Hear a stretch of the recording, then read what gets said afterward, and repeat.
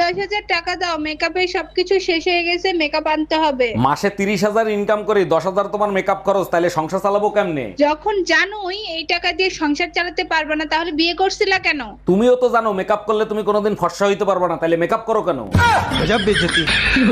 এই রুম্পা, কি হয়েছে তোমার? মন খারাপ কেন? আজকে নতুন কাজের মহিলা আসছিল, 10 খান করে রুটি বানাবে, মাসে 1000 টাকা নিবে। আরে কাজের মহিলার টাকা তো তুমি দেবা না, আমি দেবো, তোমার মন খারাপ হবে কেন? আরে মন খারাপ হয়েছে তো তখন, 20 বছর ধরে আমিও রুটি বানাচ্ছি, সেই হিসাব করে। ও মামা, হ্যাঁ, আমি তোমার বাবাকেই বিয়ে করব। অমন বলতে হয়? আমার বাবা তোমার দাদু হয়, দাদুকে কেউ বিয়ে করে? কেন? তুমিও তো আমার বাবাকে বিয়ে করেছো, আমি কি কিছু বলেছি?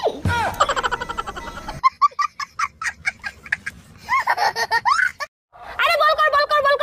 আরে রতন কি করতেছিস? ও তুই আবার ঘষাঘষি করতেছিস? স্পিনার বল করবি?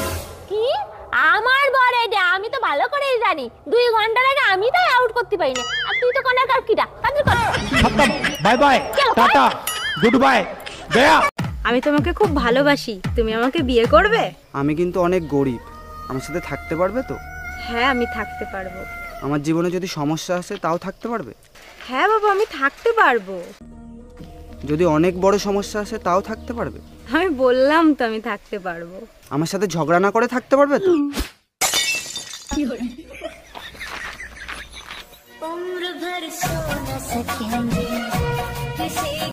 হ্যালো কুরিয়ার দাদা, তুমি কিন্তু এখন ভুলেও আমার বাড়ির সামনে পার্সেল দিতে এসো না, তুমি ঠিক 1 ঘন্টা পরে আমার বাড়ির সামনে আসো। আরে আমার বর বাড়ির সামনে ডান্ডা নিয়ে দাঁড়িয়ে আছে, আমাকে তো ডান্ডাতে ঠান্ডা করবেই, সাথে তোমাকেও করবে। হ্যাঁ, তুমি কিন্তু ভুলেও আমার বাড়ির সামনে এসো না। আরে ও দাদা, আপনার লুঙ্গির পেছনটা তো ছেঁড়া, জয় বাংলা দেখা যাচ্ছে, লুঙ্গিটা সামনে থেকে একটু ঘুরিয়ে পড়ুন। আচ্ছা দাদা, আপনাকে একটা কথা বলবো? হ্যাঁ বলেন। লুঙ্গির পেছন ছিঁড়া জয় বাংলা দেখা যাচ্ছে, সে তো আমি মারলাম। হ্যাঁ ঠিক আছে, এবার পেছন ছিঁড়া লুঙ্গি সামনের দিকে ঘুরিয়ে পড়লে তোমার সোনার বাংলা দেখা যাবে। আমার তো কথা বেশি বুঝেন নাকি?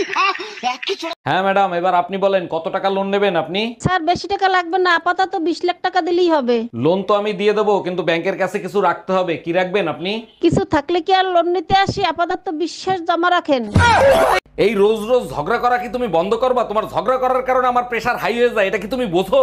সবসময় শুধু তুমি নিজের চিন্তাই করো, কখনো আমার চিন্তা করো তুমি? তোমারে ভালো রাখার জন্য আমি কি করি না, তুমি যা বলো তাই তো করি। আমিও তো নিজেকে ভালো রাখার জন্য তোমার সাথে ঝগড়া করি, তোমার সাথে ঝগড়া না করলে আমার প্রেশার লো হয়ে যায়।